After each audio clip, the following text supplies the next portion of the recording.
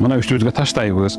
Муну менен баш жабынбайбыз. Мисалы поездда бара жатканда, же автобусда бара жатканда биз ихрамдан адалдан чыкканга чейин, чачты кыскап чыкканга чейин башты жаппайбыз. Мындай жаап ушундай эле кете беребиз. Качан гана Каабага жакындап калганда, мунул тарабын мындай кылып бул жака кыстырабыз. Мына сол тарабызды оң колдун колтугунун астынан муну мындайынан алып, якамдайын чыгарып коебуз.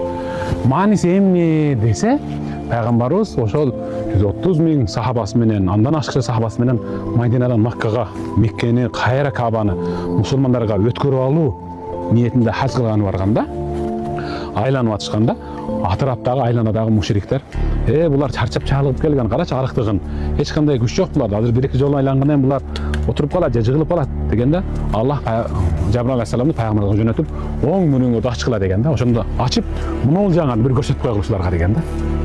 Мускулду көрсөтүп койгула деген, ким экениңерди бир көрсөтүп койгула дегенде, ошол жерде рамил бар да, рамил деген мындай кичине мынтип басыш керек да. Балбан жүгүрүш. Балбангасы рамил деген балбан басыш деген. Шундай кылып койсок да мынакей. Эми эртең эл жыкта баса албайбыз, бирок ордубузда мына чыккан ак менен бирөөнү түртүп албаш үчүн кичине окшоштуп сүннөтү жайына келтиребиз мынтип. Макулбу? Эгер эм болгондо аны мынтип басат элек да. Азыр эми эл жышта мисалы бүткөндөн кийин кайра мындай кылып туруп, анан намаз